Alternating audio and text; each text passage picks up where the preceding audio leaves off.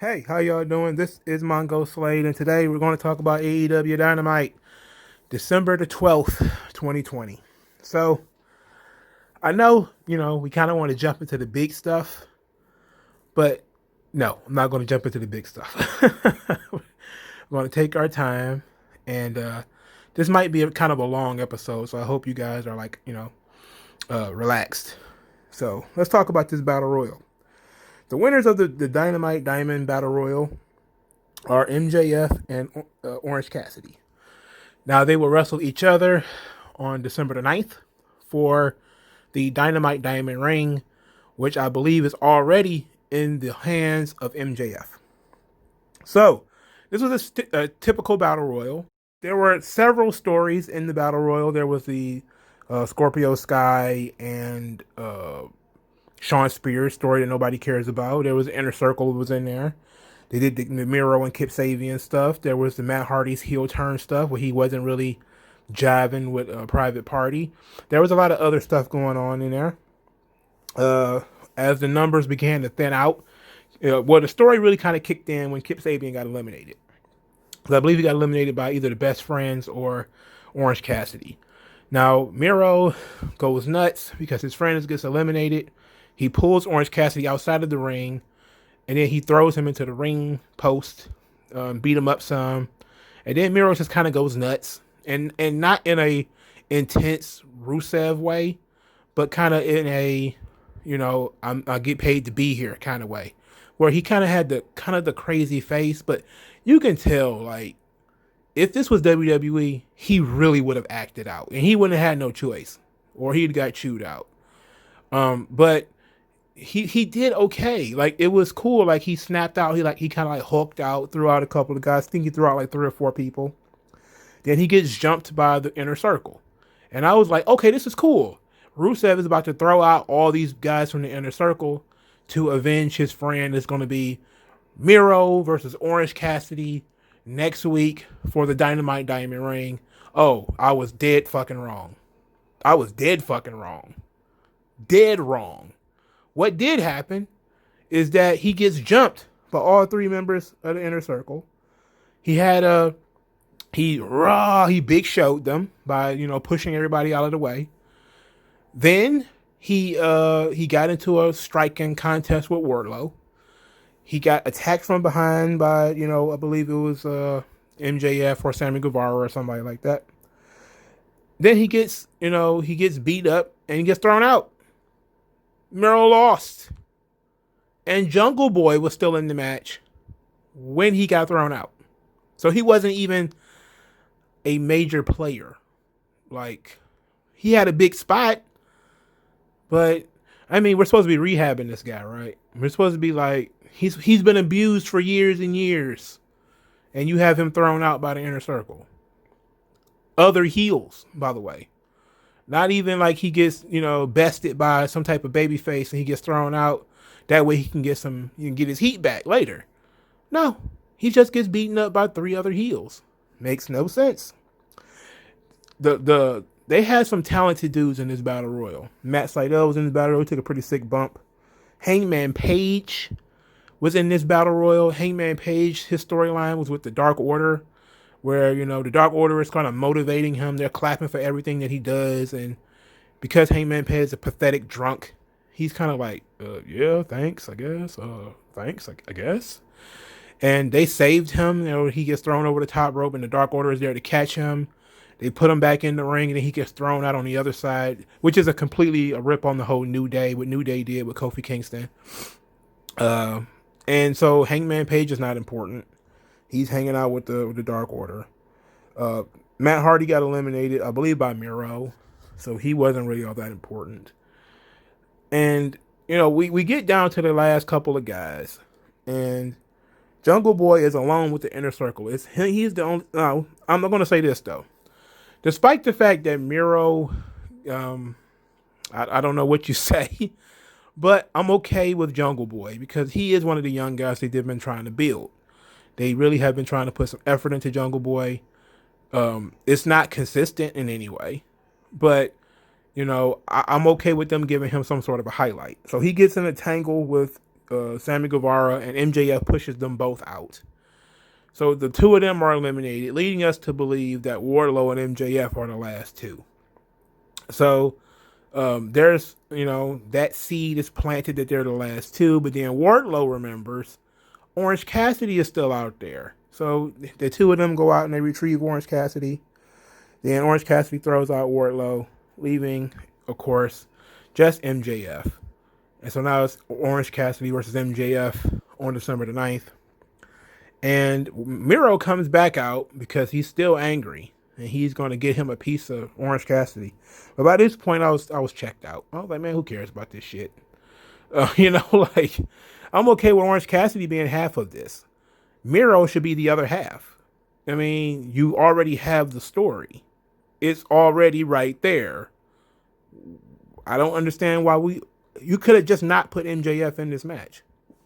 It could have been that simple. You could have simply not put MJF in this match.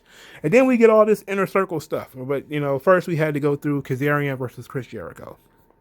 So this was a pretty solid match. For two older guys, it was solid. It wasn't the best outing either one of them has ever had, but it wasn't the drizzling shits either. It was solid. Kazarian still got it. Kazarian still got it. So, well, I'm not going to say he still got it, but he was good. When they did a C4 from the top rope. And these are two dudes who are 40 plus. Jericho is 50. Kazarian is at least 45. There's no reason for them to ever be doing over the top rope stuff. It was completely unnecessary. Now, it did kind of factor into the finish. Because, from that, Jericho gets put into the Boston Crab eventually. And then here comes MJF about to throw in the towel because Jericho was in a Boston Crab.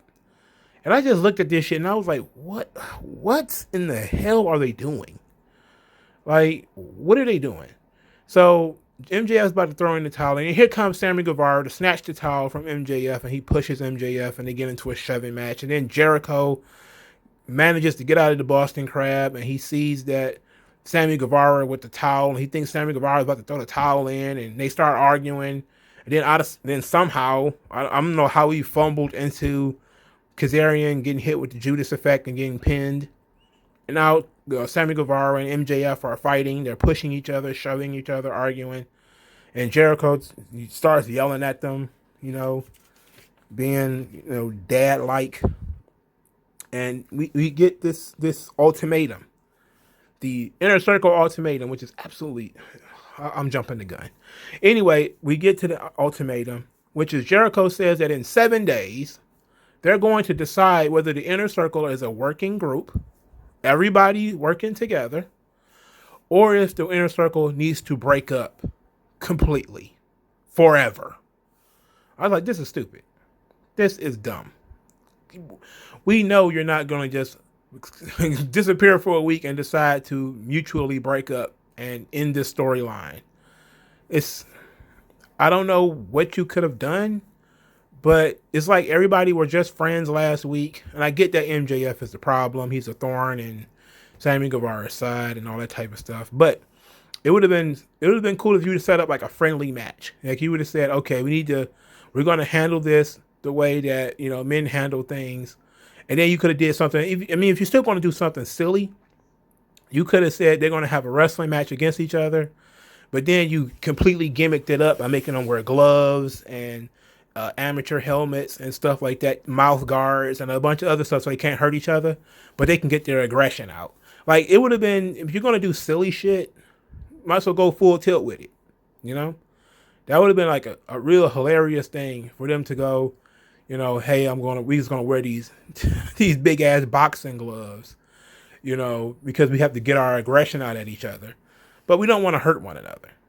It would have been a complete waste of everybody's time, but so is most of the shit they're doing anyway. So then, after this, we get the Young Bucks talk, which is always a mistake. And then we get these rapping goofs, the Acclaimed. Mark, Max, and Anthony. So the Young Bucks talk, and they talking about the Hybrid 2, saying they don't have a winning record. They don't have a good enough record for a title match.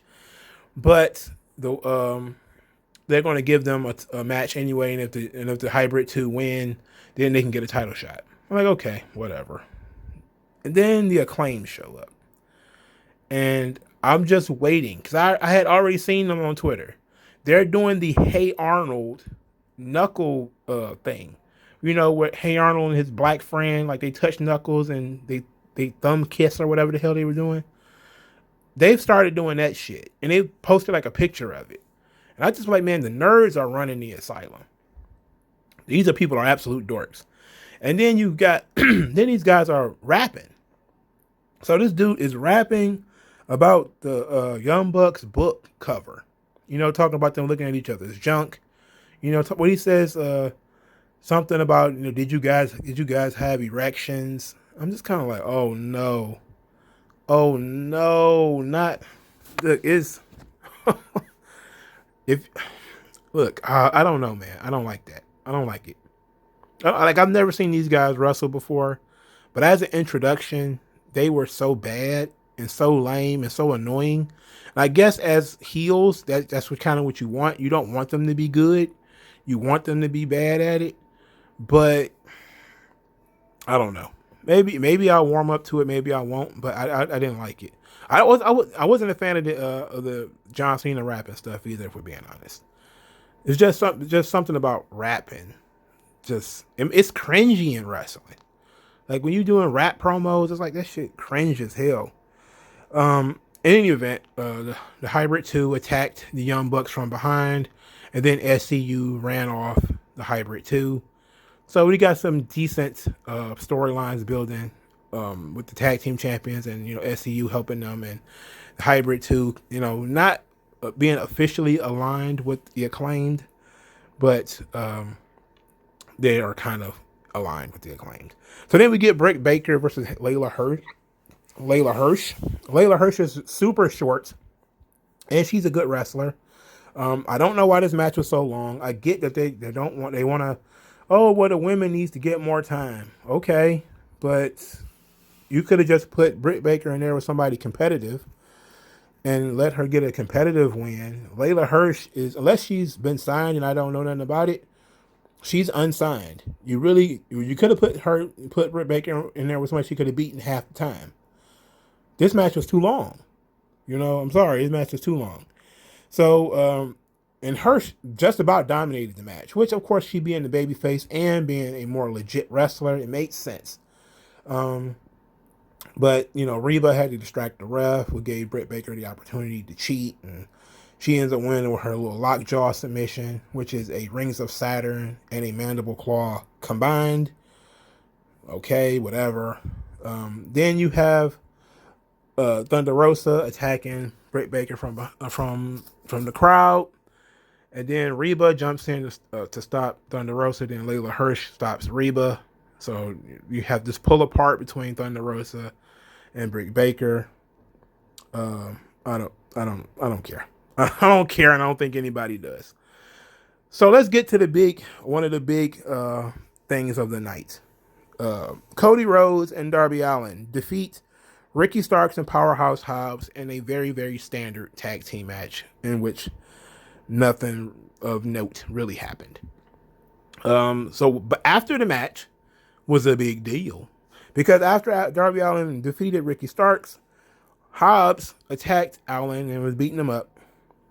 Arn Anderson, for some odd reason, decided to get physical. So then Arn is getting beat up.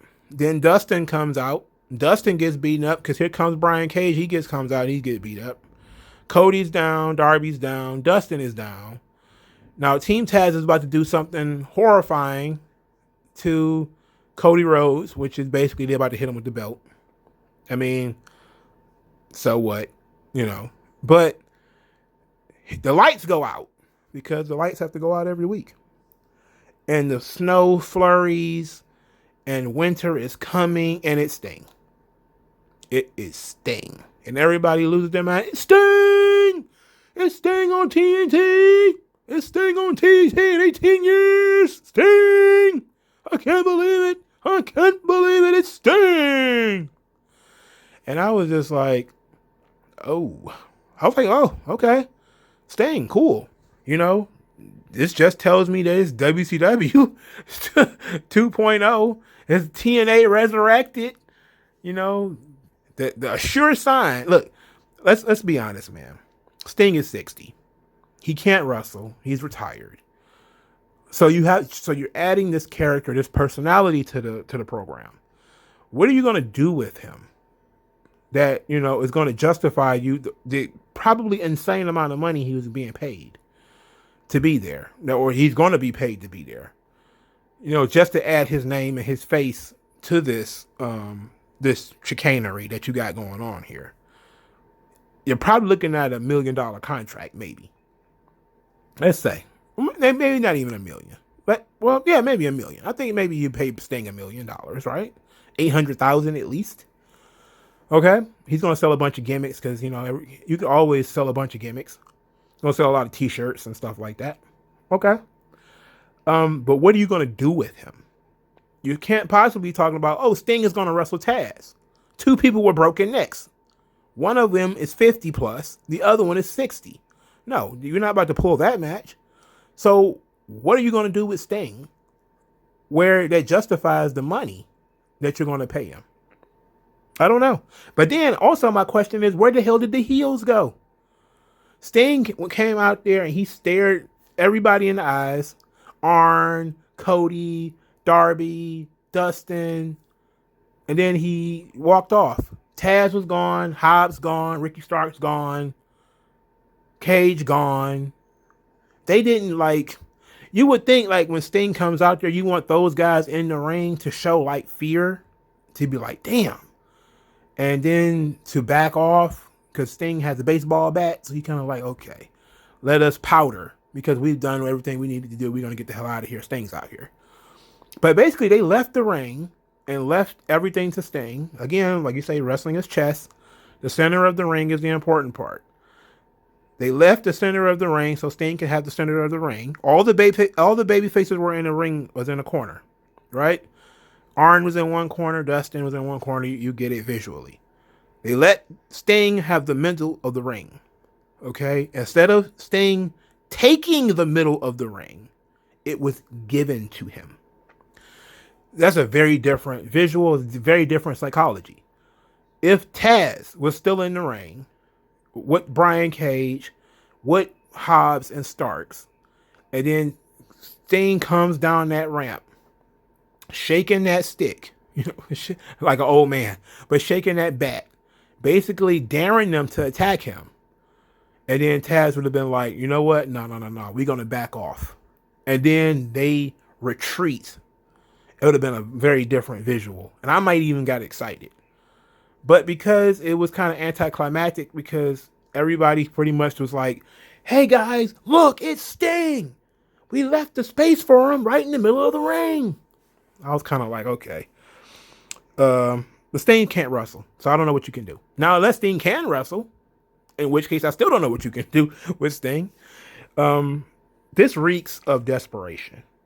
And this whole ordeal, everything that they've done, Shaq, Sting, the stuff with Impact that we're about to talk about in a minute, all of this shit reeks of desperation.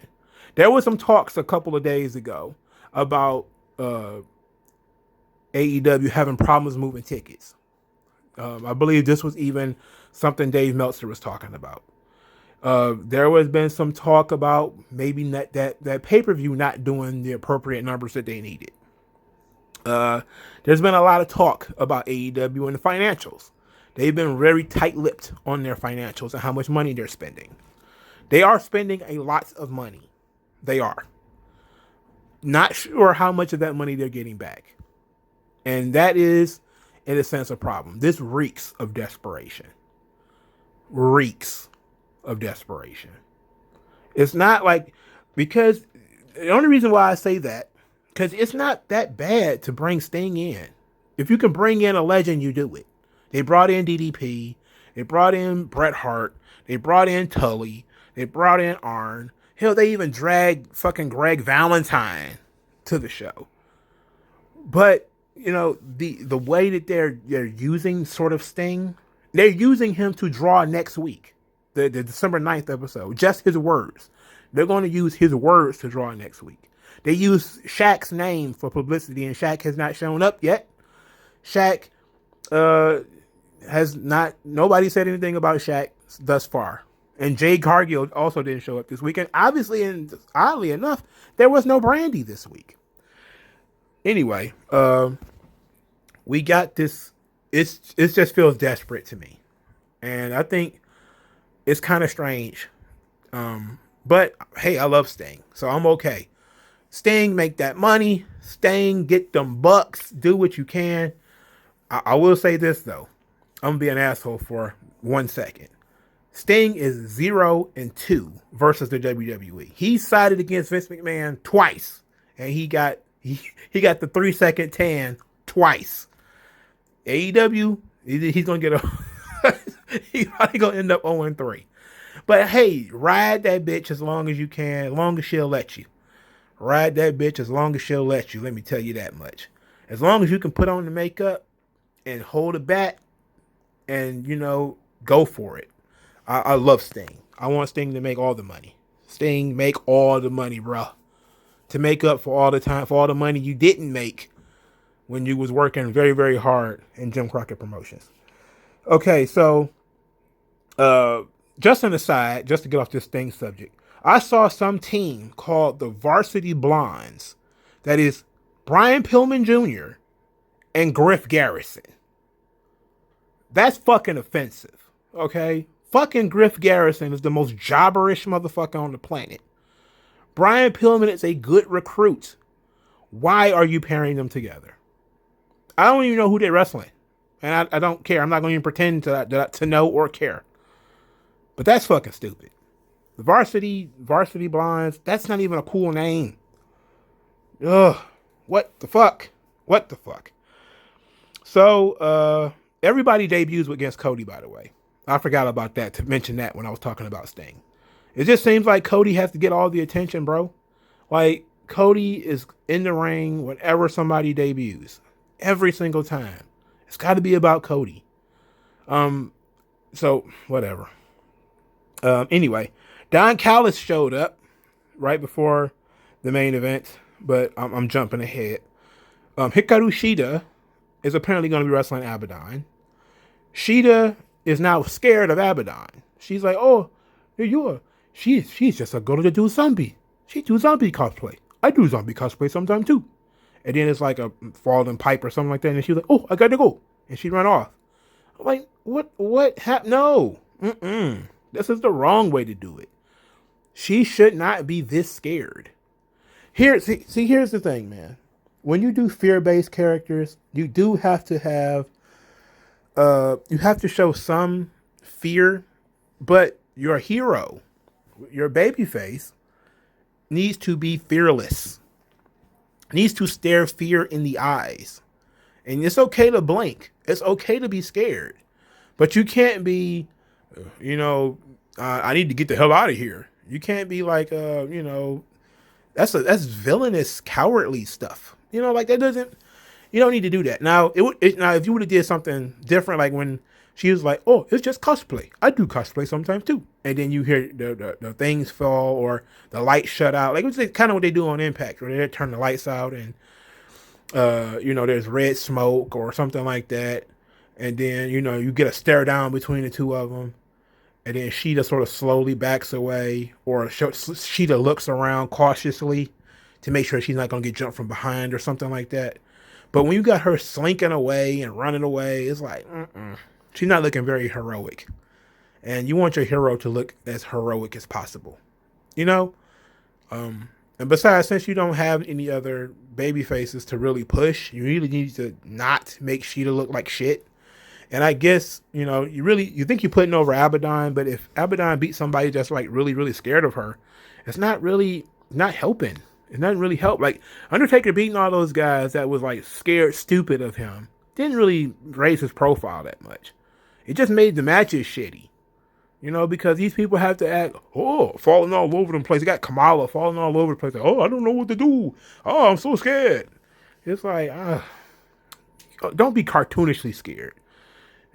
Everybody, baby faces or heels, you have to have enough of a spine to be like, this is weird. I don't want to do this.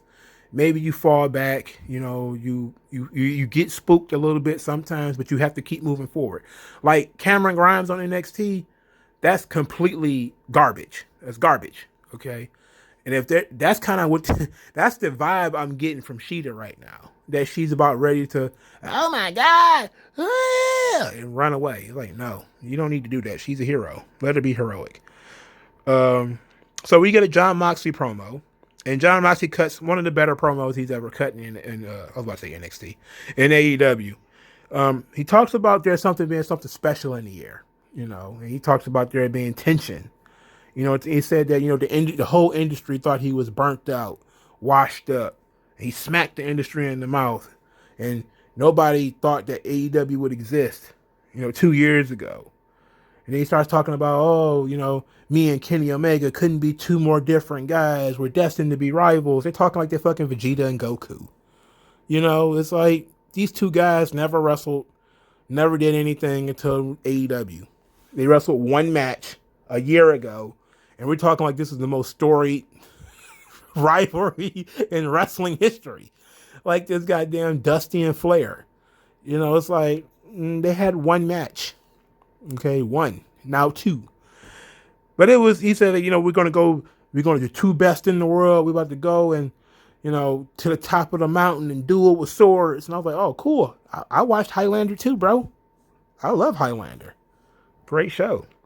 And great movie. I like the first Highlander movie. I can't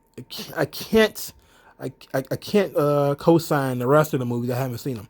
But the TV show was dope. Movie is dope. So we get Jon Moxley versus Kenny Omega. And this match made Jon Moxley look like an absolute dumbass. And then I'm gonna tell you what my problem with this match was. They were outside the ring forever, so we know rules don't exist. Omega's working the knees. Perfectly fine, perfectly respectable offense. I don't see why you would ever do a springboard drop kick to the legs, though. That just seems very unnecessary. And it actually sounds like something that might hurt you more than you hurt somebody else. Whatever. So Jon Moxley's offense, right? Specifically his strikes. I have been all over him for his knee strikes. They are not good. They are the shits. They are the dog shits. Okay, they're the worst. But now I found something worse than his knee strikes. His forearm strikes. During the picture-in-picture, they're on their knees throwing forearm strikes at each other. And these are the laziest, low-energy forearm strikes I've ever seen. And matter of fact, and you know what? This is kind of weird. After they did before this, Jon Moxley suplexes Kenny Omega on the floor. And then he kind of sits up and the camera is on his face for a minute. And I thought two things. One thing, really. I was like, that motherfucker looks like Al Bundy. Al Bundy with a beard. So he's the Al Bundy of pro wrestling. The receding fucking hairline with the little patch of thing in the front. I was just like, he's fucking lazy. He is not that good. Okay, we've been talking about this guy, and I was one of the biggest capers for Dean Ambrose. I really was. But that last year that he was in WWE, or the last few months, and then this AEW run and all that stuff in Japan, it's just not good. It's not WWE that was holding him back and treating him like shit. It's his work. It is not that good. And it's incredibly transparent. Like, they were barely making... Whatever. Enough. So we get another springboard, one of like 6 springboards that took place in this match. And Omega gets, a reverse and he gets hit with a paradigm shift. So he gets hit with the man's finish. And instead of pinning the man, winning the match, Jon Moxley snaps for some odd reason. And they're trying to explain it on commentary. Oh, it's got to be from the attack last week. He still thinks that Kenny Omega attacked him last week. And I was like, shouldn't isn't beating him more important than whatever else that you guys have got? Like, you can hit him with a chair after the match. You know, Moxley's outside the ring throwing chairs in the ring. I'm like, what the fuck is going on? You know, what kind of fucking idiot is this guy? So then he sets 2 chairs in the ring and hit me. And they start smacking each other. And then they start throwing punches at each other. And I'm just sitting here looking at this shit and I'm thinking to myself, this match literally could have been over. If anybody with a shred of psychological or storytelling, basic storytelling structure, you would not stop the match to go get a chair to do this. This is dumb. This is just plain fucking stupid. Okay? And it's completely unnecessary. It has literally nothing else to do with the goddamn match. Other than Moxley is a fucking dumbass. So I just put like, why? Like I put, instead of he collected some chairs, why? The 2 sit and exchange slaps, why? Then punches, why? Why? Why is this happening? And to talk about content of matches, Kenny Omega with these knee strikes, he threw literally 200 of them in this one match alone. I feel like that's the only offensive move he really got down, is that he can throw a knee strike without killing you, because he throws 3,000 knee strikes per match. If it's like if you'd have played against him in Street Fighter or something like that, he'd got the little cheese symbol. He's spamming knee strikes. It is absolutely the lamest shit in the world. So where did I leave when I was talking about this match chronologically? Okay, so he knocked Moxley out of the chair. When Moxley knocked Omega out of the chair. Now this was a cool spot when, you know, Omega kind of snapped up and kneed him, knocked him out of his chair. Made no sense to why we need to go through all that though. You know, then Moxley kicked in, Omega kicked into second gear, bunch of offensive moves. And then, you know, there's a counter, second paradigm shift, in which this time Kenny Omega kicks out of his finish. This is the second paradigm shift, and Omega kicks out of his finish. I was just kind of like, okay. I mean, I knew Kenny Omega was going to win anyway. I knew when they announced the match on TV he was going to win. That's why they announced it on TV. Then they do a suicide dive outside the ring. Moxley does. That is countered into a V-trigger. That was like V-trigger number 317. Then somehow they end up on the other side of the ring, where Moxley does a DDT, a paradigm shift into the heat boxes, and we're then treated like he got electrocuted or thrown on top of a propane grill, and they're like, "Oh my God, he could be burned. He could be dead. He hit his head on the concrete." And okay, I'm like, I was suspicious. Kenny Omega was down. The referee started floating around. I was like, yeah, this gonna kill the brand. Like, I was like, if the match ends this way, brand is dead. Okay, people are not gonna take this shit seriously. Brand is dead. But I kind of figured they wasn't gonna do that. But it crossed my mind for about a half second. All the referees and the doctors come out, and they're like, don't move him. He's obviously hurt. And then Don Callis leaves the commentary area. And I was like, okay. Something is up. And then I hear Don Callis is like a uncle to Kenny Omega. I was like, uncle, Okay. Now they have been telling that story. They have been telling the story that Kenny Omega's uncle, I believe it was, is friends with Don Callis, used to be Don Callis' manager or something like that. They have history. So it's not like they sprung this on us. This is how you tell a story. They introduced Don Callis as a piece of the Kenny Omega story a long time ago. So you're supposed to just remember that, you know. That's proper storytelling. You don't just pop up with, oh, hey, your son working with me. No, it doesn't make any sense. So Moxley is watching all of this stuff happen. Don Callis is out there. Referees are out there. He's just watching people care for this baby deer named Kenny Omega. And then he snaps again. He snaps. He starts throwing referees all out of the way. And he throws Omega back into the ring. And he starts pounding Kenny Omega in the head, ground and pound. Don Callis is about to call off the match. He's got the microphone. He's like, come on, man, he's hurt. And the referees, the referee has separated Moxley, and Callis is trying to talk to Moxley. Moxley attacks Don Callis for no reason. The man's just talking. Hits him. Moxley, when Callis falls, he drops the microphone. It should have made it more obvious by him throwing the microphone. Kenny Omega grabs the microphone. Now, this is the same Kenny Omega that was supposed to be dead, right? He's supposed to be somewhere near dead to the point where, hey, he was supposed to be, we're talking about a referee stoppage. That's what, referees was talking about, referee stoppage. So he grabs the microphone. Moxley turns around. He, stabs him in the head with the microphone. Moxley's bleeding. 800 V-triggers later, we get one Wing Angel pin. Okay. Kenny Omega is the AEW World Heavyweight Champion. Who cares? And then Don Callis hops up, grabs Kenny Omega, and the two of them go on the walk of shame outside the building where we're treated like this is the heist of the century. Right? Like this is the heist of the century. Where what is Don Callis doing? Did Don Callis set all this up?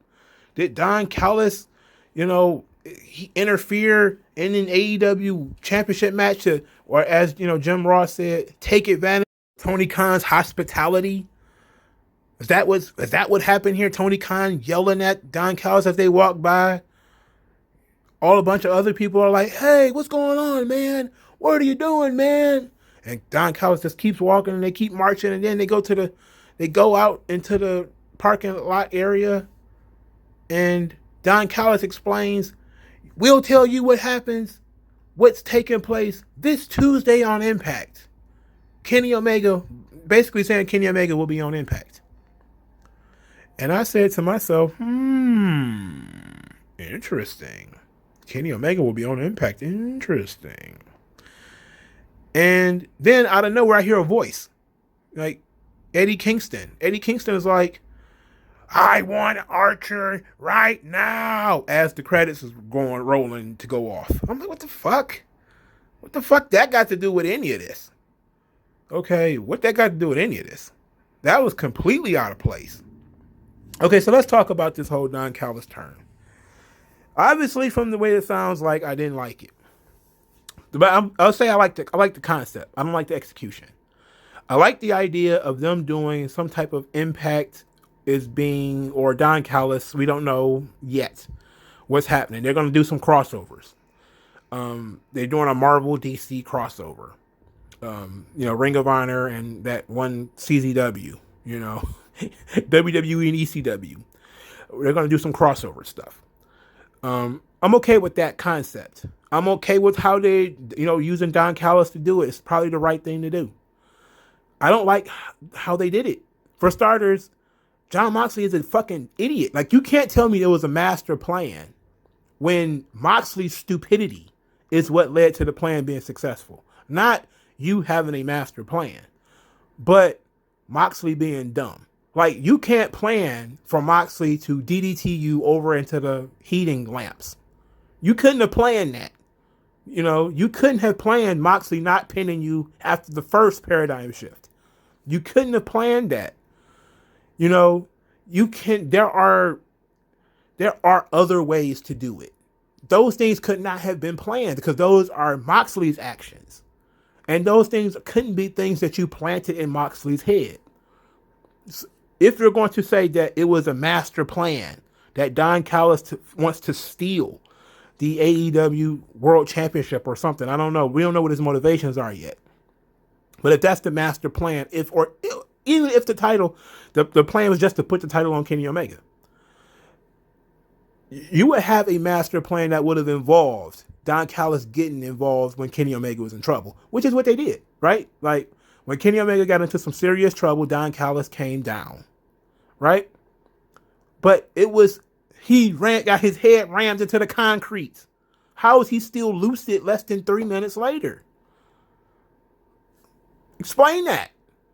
Like he was down to the point where doctors and everybody started coming in. Like, okay, maybe he's just that good of an actor. Okay? But that doesn't make any sense. You could have done it in a far more natural way. A far more natural way. That really could have made it seem like he was setting up Moxley, and Moxley was, being honorable or, trying to stand up to their gentleman's agreement, which is the crazy thing. Like, we kept hearing about this gentleman's agreement. It was going to be a gentleman's agreement. A gentleman's agreement.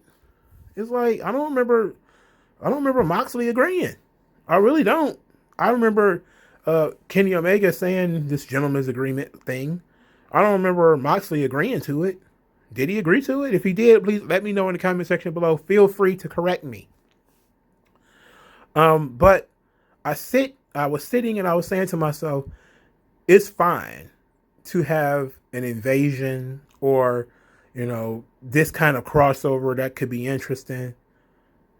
But I don't like how they executed it. Mainly because it didn't feel strong. It felt like a series of fortunate events. It didn't feel like a master plan. It felt like, oh yeah, great, I got hit with this finish, but Moxley was too stupid to pin me. Thanks.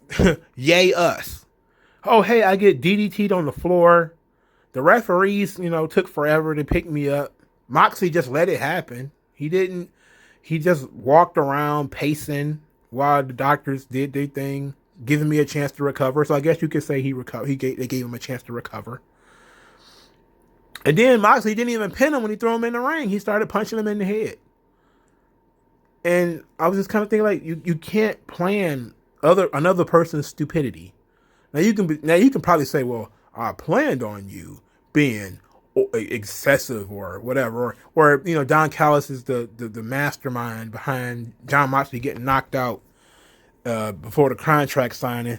Okay, well, whatever. I'm not too excited about the whole Don Callis thing because Don Callis is, again, very old. He can't wrestle. Can't work a match.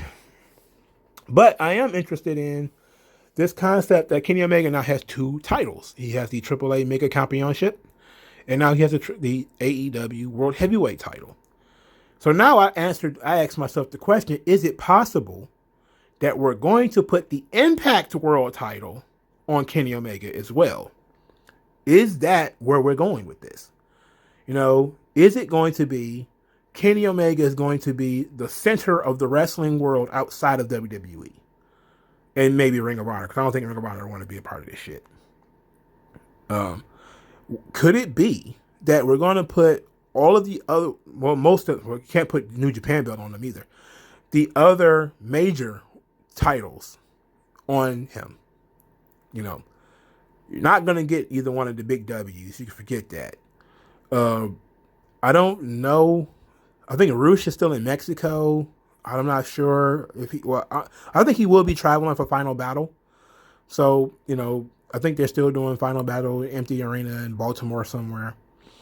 It's entirely possible because, I know Impact, their EC3 is essentially doing the same character that he was doing in Impact. They're actually mentioning him as a world champion in Ring of Honor. Is it possible that they sat down and had this sort of Godfather-like council where Tony Khan was like, hey, let's all work together, and the nucleus of all this will be Kenny Omega, where we'll put the title, he already got the AAA championship. I'll put the AEW title on him, and then maybe he'll wrestle your world champions too on your shows, or, we'll build to him wrestling your world champions or wrestling your top guys, sort of like the NWA, Now, if they do that, that works for all of the other promotions. It works. It works for Impact because now you have a bunch of people who probably would never watch Impact and see all the stupid shit that Impact does. They're going to be wanting to watch Impact now. Okay? That's good for Impact. I'm not so sure how AEW benefits other than they have something interesting for their TV, which is, I guess, that's enough. They don't have that much interesting stuff going on with their television, so I guess that's good. And if you're going to make your champion a traveling champion, where he's going to wrestle in Impact, he's going to wrestle in Ring of Honor, he's going to wrestle in AAA, that could be fun. It's always, it could be fun. So I'm not against none of that. I think that's kind of an exciting proposition. It's not the first time we've ever seen anything like that. It could be the first time to this extent, because since, of course, WWE killed all the territories, and you never really had, you had some crossovers where you have the New Japan champion coming to WCW and vice versa. You had a lot of the New Japan stuff crossing over with Ring of Honor. Of course, the New Japan and AAA have, relationships and stuff like that. Like, there are relationships in the independent scene. And it does kind of benefit some of the performers, but it's really only going to benefit the top guys. Because now you're going to bring in more competition for the lower card people on your roster. You know what I'm saying? Like, people who already can't get on TV, what are they going to start doing when Impact start just not a break in this part, but sort of like a dash. I just talked about this with the NWA title, right? I just talked about this with the NWA women's belt, where you have Serena Deeb eating up TV time that your other women could use. Like, sure, you're building up Serena Deeb, that's nice, but what about all these other women on your own roster? They don't want to be the world champion of this division. But is it possible they're going to create some kind of Super J Cup? What was that? The Ultimo Dragon with the 8 belts. You're going to have, this guy wrestling Rich Swann and beat Rich Swann for his title. And then he's going to fight Aldis. He's going to beat Aldis for his title. Then he's going to fight Roosh and beat Roosh for the ROH belt. And he's going to be the NWA, AEW, AAA, blah, blah, blah, blah, blah, heavyweight champion of the world. And okay, if that's how it's going to work, that's fine. It's still significantly less than the big W's, though, because everybody's going to look at it and be like, because that's kind of how it was when the J Crown, that's what it was called, when the Ultimo Dragon had the J Crown, nobody knew what those other belts were. Like, he showed up with like 30 belts. People only knew the WCW Cruiserweight belt because that's the one everybody saw on TV. One of them was a fucking WWF title, and the WWF didn't even know. So nobody knew. So you're going to have those people who are going to be like, okay, this is great. If you're a hardcore wrestling fan, you're going to say, this is great. This is fantastic. They're doing this completely different new thing. WWE would never do nothing like this. They would never offer another company a piece of their TV. They would never do that. Even though territories have done this shit all the time, and they've shown that it doesn't work. Remember when Jerry Lawler was the AWA champion, and he decided he was never going to defend the title, and then remember when he butt fucked Divine Erics out of their world title? These things have been going on forever. Now these people are friends; they're a little bit more professional than the Carnies, like the Ganyas and all them type of stuff. They're a little bit more professional than them. They're a lot less cutthroat because they're in a far more dire situation and they're not as prideful. Like back then, there was a lot of people who thought they could pull themselves out of the rut that they were in. Like Bill Watts was never officially a piece of the NWA. He used the NWA World Champion when his territory started to slump, and he respected the NWA, but he was never really a member until his stuff started falling apart. But Gagne pulled out of the NWA because of his whole deal with Luthez. But he still had that pride. Like, I run my own territory. I really don't need these chumps from Memphis or these folks from Dallas. I really don't need them. I could fuck them out of whatever I want, And he tried it. It didn't work. But that was the wrestling business then. The wrestling business now is full of a bunch of people who are just they're a bunch of starving dogs looking for any kind of meat that they can bite into. And it's likely, something that they could pull off. and feel like they can pull this off. You know, the heist of the century, trying to build up the entire wrestling industry. And it's like, yeah, but only certain people care. Like, how many people are really going to watch Impact that wasn't really going to watch Impact before? Most folks, to be quite honest, they just might say, well, I'll just wait for the clips on YouTube. You know, like, I watch Impact anyway. So I don't really count in that box. But there's a lot of people that's going to watch the YouTube clips. And it's like, oh, okay, that's why Kenny Omega was there. Or they may do something silly like replaying it on Dynamite, which they likely will do. Like, Kenny Omega was on Dynamite. Well, I shouldn't say it. Kenny Omega was on Impact Wrestling on Access TV. And here's what he had to say. And, you know, that's about it. But it's an interesting idea. It's intriguing. It's not creatively busted. I don't know how this thing is going to turn out. I'm already stretching it too far. Like, only thing we know for certain is that Impact is involved. You know, Don Callis and Scott D'Amore. I think they both are the creative directors or somebody like that. I know Don Callis has a lot of power and impact. He could probably make this thing happen. But whether Ring of Honor and all those type of people will be involved, NWA, there's already some type of working relationship with the NWA. If you want to do that, there's been a history of NWA and Ring of Honor working together. If all these people want to get together and work it out, I'm all for it. I'm just saying you're going to have a hell of a time separating it. Because then there's going to be a bunch of, if you do the J Crown idea and just have Kenny Omega walking around with 300 belts, how you going to get the belts off of him? You're going to just really have him going around losing a bunch of matches? While world champion somewhere else too? I mean, I guess. I guess. You know, if you're going to do it like a champion of champions, but maybe, like I said, I'm going too far. Maybe that's not the idea at all. But the match itself, Kenny Omega versus Jon Moxley, was I don't rate Moxley's work, and I don't overrate Omega's. I think it was a good match. I think the psychology of it was fucked. It was shot to shit, but what else could it be? You know, it's not some Bret Hart match. It's not going to be a Mr. Perfect match. You know, it's not going to be as tight as one of those guys could really do. It's modern. But for a modern wrestling match, it was enjoyable. I just think that, you know, it's maybe a little too long. But let me know what you guys think in the comment section below. Let's talk about this thing, man. I talked for almost an hour on it. Let me know what you think in the comment section below. You know, like this video, share this video, subscribe to this channel, and I'll talk to you guys later. Peace.